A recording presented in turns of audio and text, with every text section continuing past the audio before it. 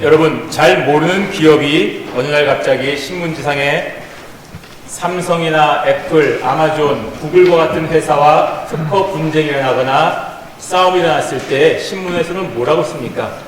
다윗과 골리앗의 싸움이다 라고 사용을 합니다. 신문에 하나님을 찬양하라 라는 기사를 썼다고 한다면 난리가 날 것입니다. 그런데 다윗과 골리앗의 싸움이라고 써도 어느 누구도 이의를 제기하지 않고 요 조그만 기업이 저 공룡 같은 큰 기업과 싸우려고 하나보다 라고 사람들은 다 자연스럽게 받아들입니다. 그만큼 다윗과 골리앗의 싸움은 유명하기 때문에 다 아는 것입니다. 다윗은 이스라엘 사람입니다. 골리앗은 블레셋의 유명한 장수입니다. 오늘날로 말하면 팔레스타인이 됩니다. 다윗은 하나님의 이름을 믿고 높이는 자입니다.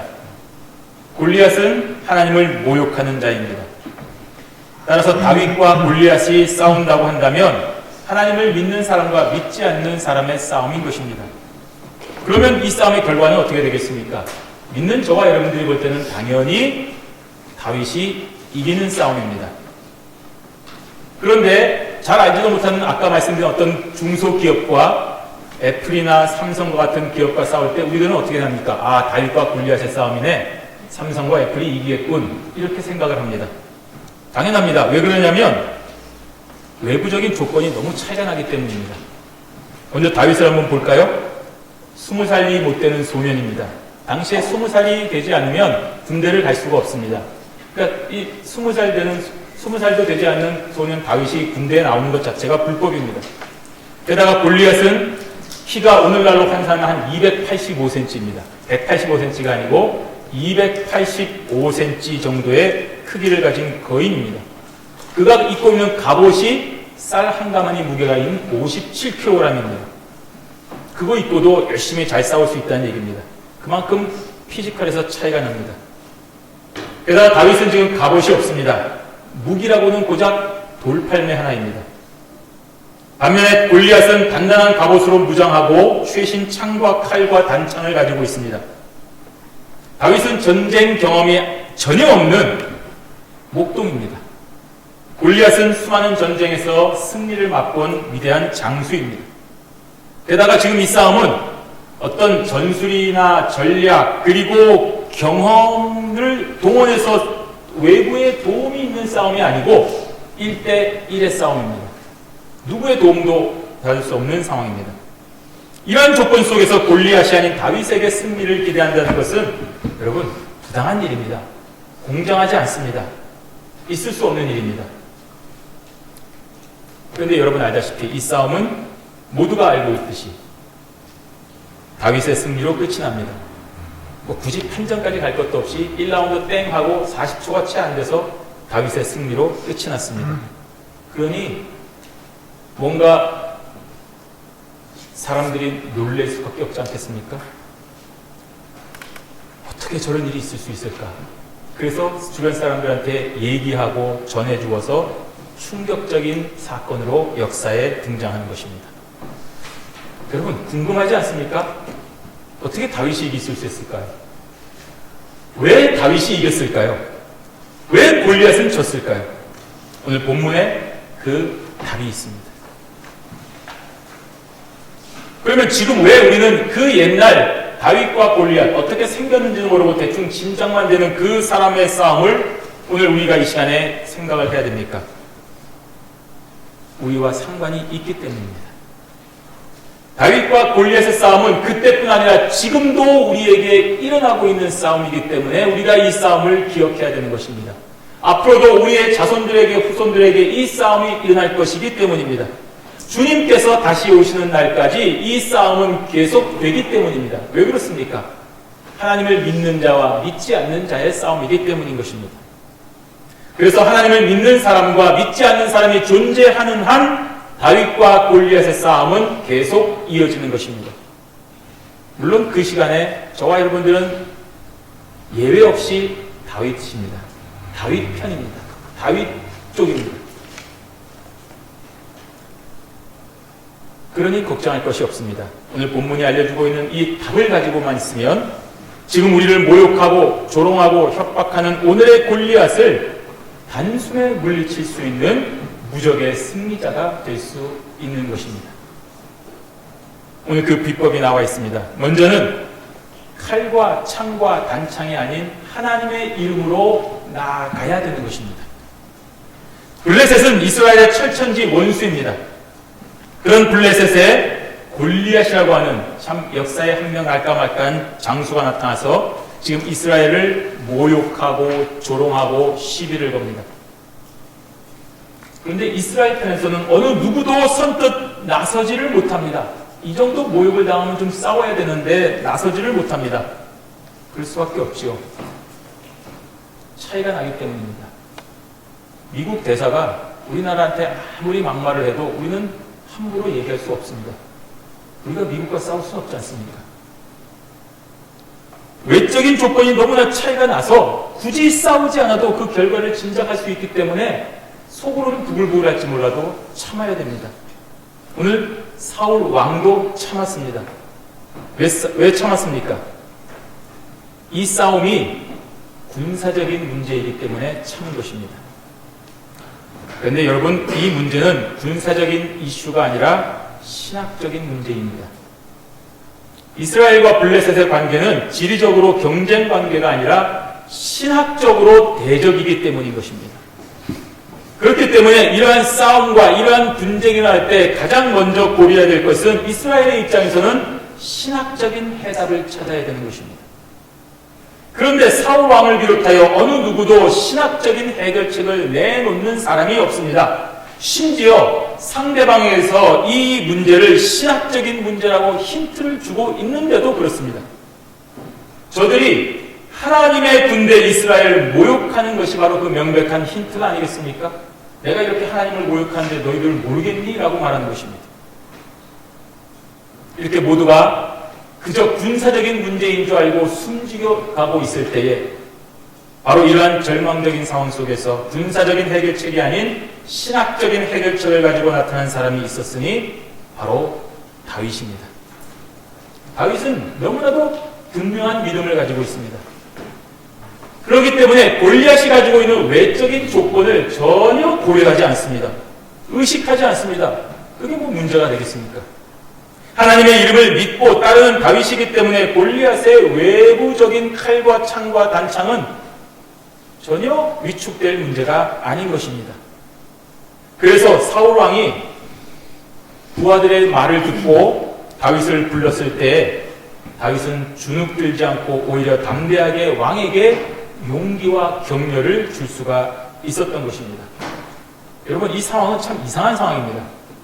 보통 신인 선수가 메이저리그나 국가대표 경기에 처음으로 데뷔하게 되면 감독이나 고참 선수들이 그 신인 선수를 불러다가 괜찮아, 주눅들지 말고 지금 하던 것처럼만 해.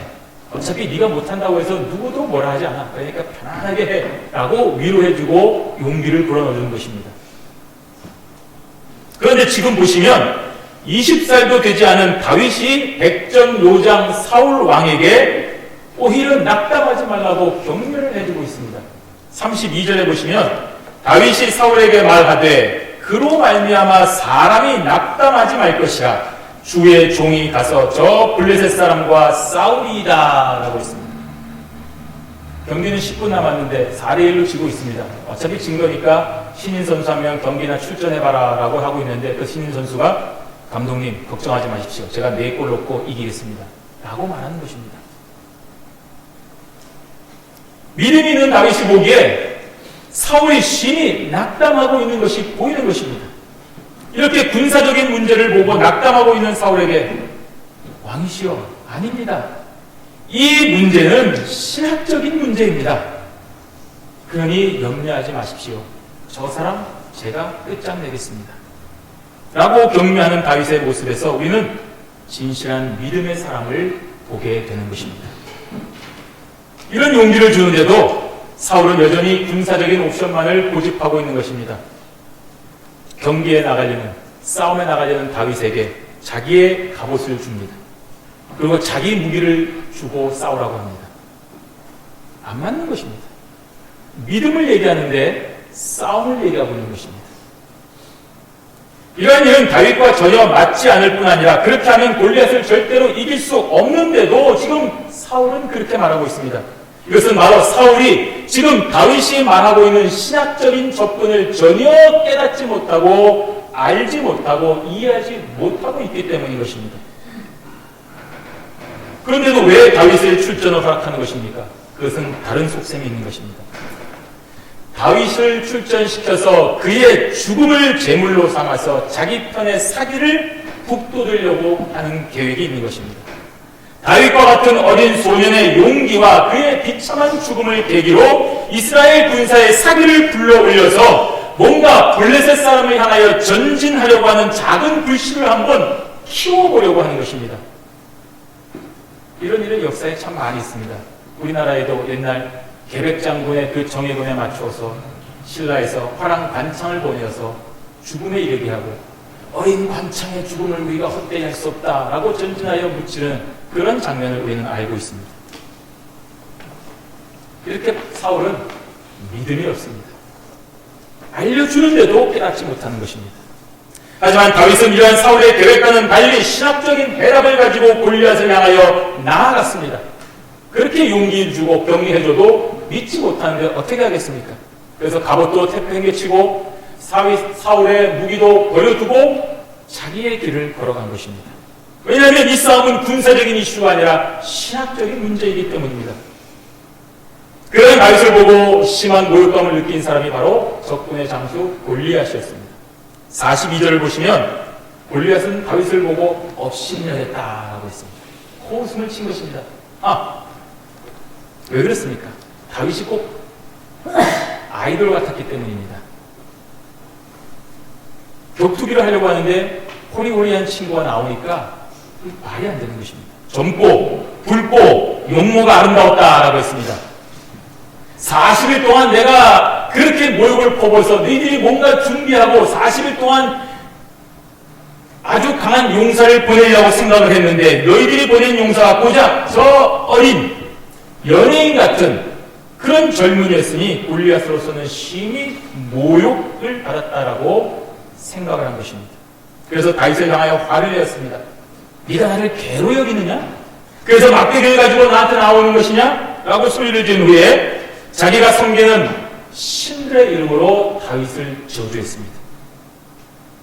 당연히 골리앗으로서는 군사적인 정당한 대결을 원했는데 이러한 말도 안 되는 일을 당하니 그런 반응을 보이는 것입니다. 이렇게 믿지 않는 사람들은 세상적인 방법으로만 모든 것을 해결하려고 하는 것입니다. 그래서 신자가 추구하는 길과 방법들을 보면 어이없어하고 화를 내고 조롱하고 배척합니다. 당연합니다. 무슨 문제가 있을 때에 어떻게 하면 좋겠느냐고 대책회의를 하는데 기도해야 됩니다. 예배를 드려야 됩니다. 하나님을 바라봐야 됩니다. 그러면 지금 우리가 돈이 없는데 무슨 예배야? 지금 적군이 쳐들어오는데 무슨 기도야? 라고 우리한테 화를 내고 컵을 던지면서 나가라고 그럴 것입니다. 당연하죠. 그리고 난 후에 골리앗은 이 싸움의 승리를 너무나도 확신하면서 싸움 그 이후에 대하여 말하고 있습니다. 44절을 보시면 내가 내 살을 공중의 새들과 들짐승들에게 주겠다라고 했습니다. 이 말은 당연히 자기가 다윗을 이긴다는 것이 전제되어 있는 것입니다. 즉 다윗이 자신에게 죽임을 당하여 공중의 새들과 들짐승의 밥이 된다는 말입니다. 하지만 이러한 골리앗의 생각과는 달리 다윗은 이 싸움의 본질과 결과를 잘 알고 있습니다.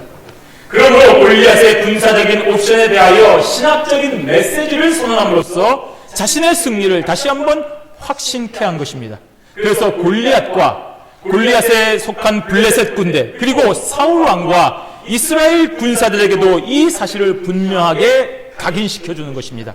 우리 45절 말씀 함께 읽도록 하겠습니다. 다윗이 블레셋 사람에게 이르되 너는 칼과 창과 단창으로 내게 나아오거니와 나는 만군의 여호와의 이름 곧 내가 모욕하는 이스라엘 군대의 하나님의 이름으로 내게 나아가노라. 아멘. 블레셋 사람 골리앗이 내세운 칼과 창과 단창은 이러한 군사적인 싸움에서 가장 중요한 요소입니다. 이것이 빠지면 안 됩니다. 오늘날로 이 시대를 바꿔보면 이 칼과 창과 단창이 무엇입니까? 여러분이 가진 재물, 학력, 태어난 가문, 명예, 인맥, 건강, 혈통, 이런 것들을 말합니다. 이 세상 사람들은 저와 여러분들에게 이러한 것을 가지고 위협하고 굴복하고 무릎을 꿇으라 하고 말하고 있습니다. 그래서 우리는 아무런 토를 달지 못하고 무릎을 꿇고 복종하며 달콤한 열매를 받아 먹습니다. 당연히 저들의 말은 권유가 아니라 명령입니다. 내 말을, 부드럽게 포장한 내 말을 거역하는 순간 너는 아무것도 하지 못하고 인생의 패배자와 낙오자가 될 것이라는 위협이기 때문입니다. 그러니 내가 주는 것 이거 받아 먹고 개나 소처럼 죽었다라고 일하라는 것입니다. 그렇게 하지 말라고 하는 하나님의 말씀이나 목사님의 설교는 그 순간 아무것도 모르는 뜬구름 잡는 얘기로 치부됩니다. 기도합시다. 찬송합시다. 성경을 공부해야 됩니다. 교회 중심의 삶을 살아야 됩니다. 라고 하는 소리에 아이고 목사님 한번 사회에 나가보십시오. 목사님 사회생활 안 해보셔서 그러신 것 같은데 일단 먹고 사는 문제부터 해결해 놓고 나서 그래야 일을 하지 않겠습니까? 이 치열한 세상에 목사님처럼 그렇게 순종하고 살다간 다 굶어 죽기 딱 좋습니다. 라고 말합니다. 이렇게 눈앞에 있는 골리앗의 칼과 창과 단창 앞에서 별다른 해법을 찾지 못하고 다들 무너지는 것입니다. 그러니까 사울왕을 비롯해서 다윗의 형들까지도, 다윗의 형은 심지어 다윗이 사무엘 선지자로부터 안수를 받고 왕이 될 것을 목격한 자임에도 불구하고 이러한 믿음 없는 소리를 하고 있는 것입니다. 이렇게 단 한 사람도 예외 없이 벌벌 떨고 골리앗에 주는 그 엄청난 모욕을 참고 참는 것입니다. 집에서 나를 기다리는 가족들을 생각하면 참아야지. 내 커리어와 미래를 생각하면 참아야지. 지금 괜히 나갔다가 사람들로부터 박수는 받을지 몰라도 저 골리앗의 칼에 죽임을 당하면 나는 뭐가 되겠는가? 참아야지. 골리앗이 내거는 칼과 창과 단창은 도저히 극복할 수 없는 것이라고 여겼기 때문입니다. 이 싸움을 군사적인 문제로 보고 있기 때문인 것입니다. 하지만 다윗은 오늘 분명하게 외치고 있지 않습니까? 나는 만군의 여호와의 이름, 곧 내가 모욕하는 이스라엘 군대의 하나님의 이름으로 내게 나아가노라고 말씀하고 있습니다. 다윗 혼자만이 이 문제가 군사적인 이슈가 아니라 신학적인 문제임을 알고 있기 때문에 이러한 외침을 할 수 있는 것입니다. 여러분, 신학적인 문제에 있어서 칼과 창과 단창은 아무 영향력이 없습니다. 영혼 구원의 문제에 있어서 여러분이 가지고 있는 재물과 명예와 권력과 인맥이 무슨 소용이 있습니까? 영향력이 있습니까? 돈 많이 있는 사람은 천국에 갈 수 있고 돈 없는 사람은 못 가고, 권력 있는 사람은 천국에 조금 더 가까이 갈 수 있는 찬스가 있고 권력이 없는 사람은 못 가고, 그렇습니까? 아닙니다. 없습니다. 만약에 그런 것이 영향력이 있다고 한다면 그것이 이단입니다. 중세 기독교가 타락한 이유가 바로 여기에 있습니다. 돈이 필요했기 때문에 면죄부를 팔았습니다. 황제의 환심을 사야 되기 때문에 권력 앞에서 황제의 가족들이 구원을 받는다라고 거짓 선포를 한 것이기 때문에 타락한 것입니다. 지금도 타락한 목회자와 성도는 오늘의 골리앗들이 가지고 있는 저 칼과 창과 단창에 겁을 먹고 벌벌 떨기 때문에 무너졌고 무너지는 것입니다. 그러나 다윗은 오직 여호와 하나님의 이름으로 골리앗에게 나갔기 때문에 위대한 승리를 할 수가 있는 것입니다. 너무나도 당연한 승리를 받을 것이기 때문에 다윗은 확신에 찬 목소리로 이스라엘과 블레셋 모두에게 외친 것입니다. 46절과 47절 말씀 함께 있습니다. 오늘 여호와께서 너를 내 손에 넘기시리니 내가 너를 쳐서 내 목을 베고 블레셋 군대의 시체를 오늘 공중의 새와 땅의 들짐승에게 주어 온 땅으로 이스라엘의 하나님이 계신 줄 알게 하겠고 또 여호와의 구원하심이 칼과 창에 있지 아니함을 이 무리에게 알게 하리라. 전쟁은 여호와께 속한 것인즉 그가 너희를 우리 손에 넘기시리라. 아멘. 여러분, 이러한 고백이 얼마나 위대합니까? 지금 골리앗은 자신이 가진 칼과 창과 단창으로 이 애송이 다윗을 죽여 공중의 새와 들짐승의 밥이 되겠다고 위협했습니다. 하지만 다윗은 여호와 하나님의 이름으로 골리앗의 목을 벨 것이며 골리앗과 블레셋 군대의 시체를 공중의 새와 땅의 들짐승의 밥으로 만들어버리겠다고 했습니다. 이것은 뭐 단순한 복수입니까? 네가 그렇게 얘기했으니까 나도 똑같이 또 얘기해 주겠다, 그런 것입니까? 아닙니다. 살아계신 하나님의 이름을 모욕한 골리앗과 블레셋을 향하여 온 땅에 명확하게 드러나게 하겠다는 말입니다. 하나님의 이름을 모욕한 자는 이 땅에 있을 수 없다는 사실을 선포하는 것입니다. 그것은 바로 이스라엘에 하나님이 계신 줄 알게 하는 것입니다. 하나님이여, 이 땅에 하나님이 살아계시는 것을 저 많은 사람들에게 알게 하겠습니다 라고 외치는 선포입니다. 구원은 골리앗의 칼과 창과 단창이 아닌 여호와의 이름만으로 가능한 것입니다. 그것을 모든 무리들에게 알게 하는 것입니다. 이 싸움에서 오로지 한 명 다윗만 이 사실을 알고 있었습니다. 그리고 이제는 자신의 놀라운 은혜를 힘입어 모든 사람들에게 그 사실을 알게 하겠다는 것입니다. 오늘 이 싸움은 그 명백한 사실을 드러내기 위한 전쟁이기 때문에 하나님은 골리앗을 다윗의 손에 넘기시는 것입니다. 왜냐하면 다윗의 선포가 정확히 하나님의 뜻과 마음에 합하기 때문인 것입니다. 그렇기 때문에 다윗의 전진은 거칠 것이 없는 것입니다. 오늘 다윗은 전쟁은 여호와께 속하였다라고 했습니다. 이 말은 전쟁의 승패가 오로지 여호와의 뜻에 있다는 것입니다. 미국과 이란이 싸우면 누가 이기겠습니까? 당연히 미국이 이길 것이라고 우리는 생각합니다. 그러나 모르는 일입니다. 여호와께 속한 것입니다. 우리와 미국이 싸우고 우리와 중국이 싸우고 우리와 일본이 싸우고 누가 이길 것 같습니까? 모르는 일입니다. 전쟁은 여호와께 속한 것입니다. 전쟁을 하자는 말이 아닙니다. 그러므로 여호와의 이름으로 전진하는 다윗에게 당연히 골리앗과 그 군대들은 쓰러질 수밖에 없는 것입니다. 하나님의 이름으로 나아가는 자가 승리하는 편이라는 것입니다. 역사적으로 볼 때 신자인 저와 여러분들은 항상 골리앗들의 조롱에 휩싸여 있습니다. 이 땅에 사는 날 동안에 우리의 어버이들도 그랬고 우리들도 그렇고 우리의 후손들도 이 싸움을 피해갈 수가 없습니다. 그러나 여러분, 이것은 다시 말씀드리지만 정확하게 신학적인 문제입니다. 하나님을 믿느냐, 그렇지 않느냐, 하나님의 이름을 경외하느냐, 하나님의 이름을 모욕하느냐의 싸움인 것입니다. 그렇다고 한다면 사울 왕과 이스라엘 군사들처럼 두려워할 필요가 없다는 말입니다. 오늘 다윗처럼 살아계신 하나님의 이름으로 오늘의 저 골리앗들을 향하여 전진하면 됩니다. 나가시면 됩니다. 그러면 반드시 여호와께서 저들을 우리 손에 붙여서 쓰러뜨리시는 것입니다. 패하게 하시는 것입니다. 왜냐하면 여호와의 구원하심은 칼과 창과 단창으로 대표되는 돈, 명예, 권력, 재물, 이런 세상의 가치가 아니라 오로지 여호와 하나님의 이름인 것을 기억하시고 오늘도 온 세상을 휘어잡고 위협하는 저 골리앗들을 향하여 담대하게 여호와의 이름으로 전진하여 승리하는 주님의 용사들이 되시기를 바랍니다. 아멘. 두 번째로 하나님의 이름으로 나아가면 승리합니다. 반드시 승리합니다. 여러분,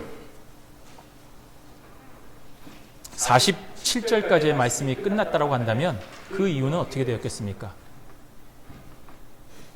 말로는 뭔들 못하겠습니까? 저렇게 말로만 해놓고 가서 칼에 휩쓸려 한번 다윗이 죽었다고 한다면 그 앞에 있는 그 수많은 말들 다 거짓이 되고 마는 것입니다. 이겨야만이 그 말이 사실이 되고 빛이 나는 것입니다. 그런데 아무도 이길 것이라고 생각하지 않았습니다. 다윗 빼고는요. 그래서 골리앗이 다윗이 외치는 모든 말들과 행동을 하룻강아지 범무서운 줄 모르는 것으로 취급했습니다. 이걸 듣고 두려워 떨었겠습니까? 비록 아무런 긴장감이 없는 싸움이지만 본보기 차원에서 저 다윗을 묵살하려고 했습니다.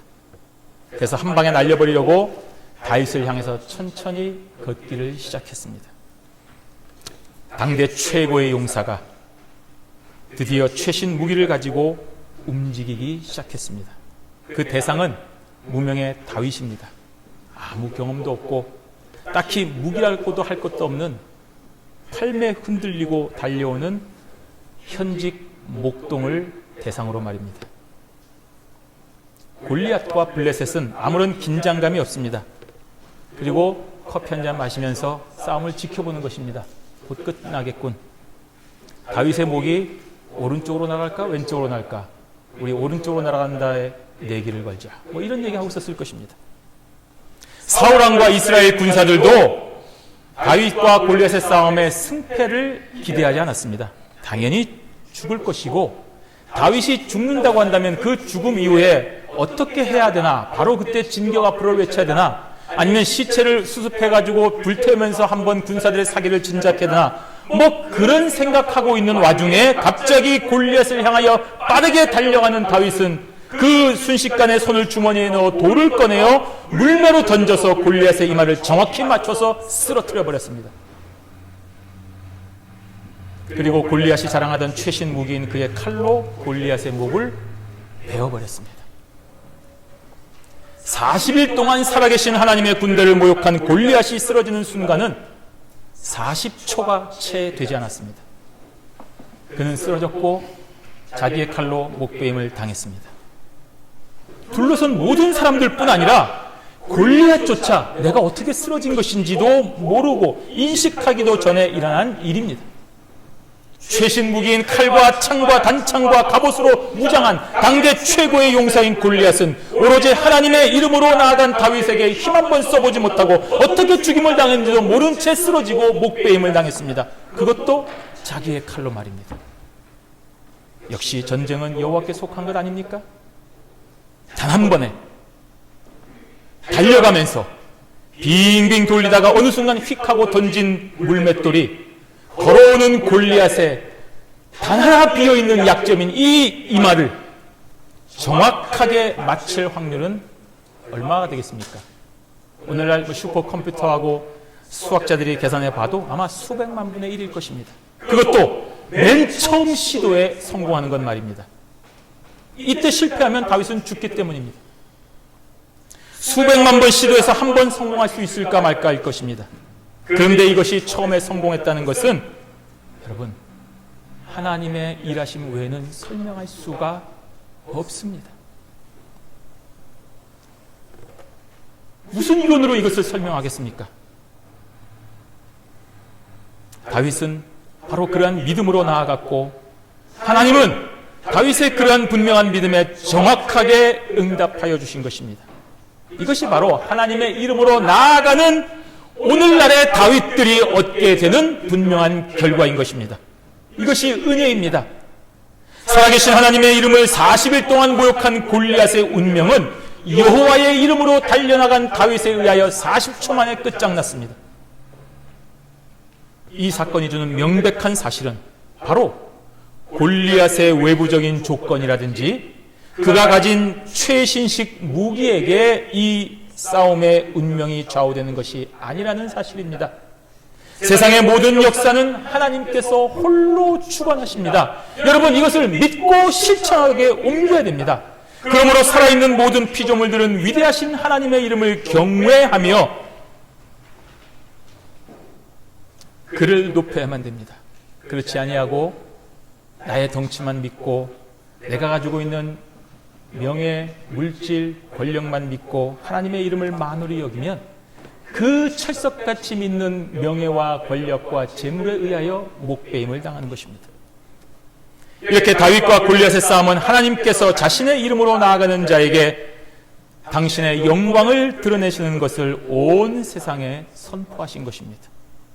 그 결과 지금도 이 세상은 이름 없는 기업과 애플, 아마존, 삼성과 같은 기업이 싸울 때에 믿지 않는 기자들조차도 다윗과 골리앗의 싸움이라고 하는 그런 기사를 쓸 수밖에 없는 명백한 사건으로 남는 것입니다. 하나님은 이렇게 당신의 이름을 경외하는 자에게 위대한 승리를 허락하시는 분이십니다. 오늘 본문 50절에 보시면 다윗에게는 칼이 없다고 했습니다. 골리앗에게는 칼이 있었지만 다윗은 칼이 없이 이 싸움을 했습니다. 다시 말씀드리지만 이 싸움은 칼이 필요한 군사적인 문제가 아니라 칼이 필요 없는 신학적인 문제이기 때문에 그렇게 한 것입니다. 그래서 칼이 필요하지 않고 오직 여호와의 이름만이 필요한 것입니다. 그런데도 오늘날 저와 여러분들은 가끔씩 이 세상을 혼동합니다. 칼로 대표되는 건강이 있어야 된다고 생각을 합니다. 돈이 있어야 유학을 오지. 명예와 학력이 있어야 된다고 이 세상에서는 말하고 있습니다. 인맥이 있어야 되고 가문의 배경을 등에 업어야 된다고 얘기합니다. 요즘 아주 유명한 아빠 찬스를 써야 성공한다고 얘기합니다. 엄마 찬스를 써야 내 삶이 편해진다고 말합니다. 유명한 자의 전화 한 통을 주면 합격된다고 믿습니다. 그래서 속으로는 부글부글해도 땅콩을 던지는 자 앞에 여전히 무릎을 꿇어야 되고, 국회의장 아들이 내 지역구에 나오면 조용히 자리를 비켜줘야만 되고, 전화 받아서 너 내가 누군지 알아? 라고 하는 한마디에 알아서 머리를 숙여줘야만이 사회생활을 잘하는 것이고 편하고 문제없다라고 생각을 하는 것입니다. 믿지 않는 사람들은 그렇게 살아갑니다만 신자인 저와 여러분들은 그렇게 살면 안 됩니다. 저와 여러분은 저들이 내세우는 칼과 창과 단창 앞에서 결코 주눅들지 말고 살아계신 하나님의 이름으로 나아가야 됩니다. 그러면 됩니다. 어떻게 될까? 필요 없습니다. 하나님이 살아계시지 않습니까? 지금 저와 여러분들은 하나님의 절대적인 보호하심과 은혜 가운데 행복한 목동으로 잘 살고 있습니다. 아무 문제가 없습니다. 그러나 여러분, 어느 순간 저와 여러분의 삶 가운데 하나님의 이름이 모욕을 받는 어떤 순간이 올 때는 참으시면 안 됩니다. 거룩한 의군으로 일어나야 됩니다. 저들이 칼과 창과 단창으로 위협해도 우리는 칼과 창과 단창으로 싸우는 것이 아니라 하나님의 거룩하신 이름으로 선포하고 나아가야 됩니다. 그러면 반드시 승리하게 되는 것입니다. 사랑하는 성도 여러분, 평안하게 별일 없이 잘 먹고 잘 살다가 잘 죽는 것, 세상 사람들의 소망입니다. 어쩌면 우리도 그런 삶을 기대하고 있는지도 모릅니다. 평안하게 평탄하게 하는 것마다 다 잘 되고, 우리 자녀들 낳으면 자녀들이 뭘 해도 실패 없이 성공하고 잘 사는 것, 그것을 우리는 바라고 기도하고 있는지도 모릅니다. 그것이 만약 하나님이 기뻐하시는 삶이고 하나님이 원하시는 좋은 삶이라고 한다면, 그러면 성경에 나오는 수많은 순교자들과 환난을 받은 사람들, 결혼도 못하고 죽은 바울 같은 사람들은 정말 비참하고 볼품없는 인생입니까? 그렇지 않을 것입니다. 그런데 왜 하나님을 믿는 신자의 삶이 이렇게 파란만장하고, 왜 고난을 받아야 되고, 왜 이렇게 핍박을 받고 험한 인생 여정을 걸어가야 되는 것입니까? 아니, 왜 그렇게 살아야 되는 것처럼 보입니까? 죄 때문입니다. 하나님이 창조하신 이 세상이 죄로 인하여 하나님의 길을 떠났기 때문입니다. 집 떠나면 고생이듯이 여러분이 죄 때문에 하나님을 떠났기 때문에 이러한 인생이 우리에게 펼쳐지는 것입니다. 그래서 이제서야 첫눈이 내리는 이러한 이상기후가 만연하고 가시덤불과 엉겅퀴, 하나님이 창조하지 않은 것들이 이 땅에 존재하게 되는 것입니다. 원래 남을 사랑하고 다 잘 지내야 되는데 먹을 거 하나 때문에, 말 한마디 때문에 시기하고 질투하고 미워하고 다투는 것이 끊임없는 세상이 된 것입니다. 하나님께서 창조하신 원래의 세상에는 없던 것들입니다. 그런데 인간의 죄로 인하여 발생되고 증폭되어서 지금 이 세상이 점점 썩어져 가고 있기 때문에 이러한 일들이 생기고, 그러한 세상에서 살고 있기 때문에 저와 여러분들의 삶에 고난과 핍박과 질고가 있는 것입니다. 그런데도 여전히 지금까지 이 세상이 존재하는 것은 하나님께서 작정하신 태자 구원의 구속사가 끝나지 않았기 때문입니다. 아직도 하나님께서 예수 십자가를 믿는 당신의 영혼들을 구원하셔야 될 일이 있기 때문에 이 세상 역사가 끝이 안 나는 것입니다.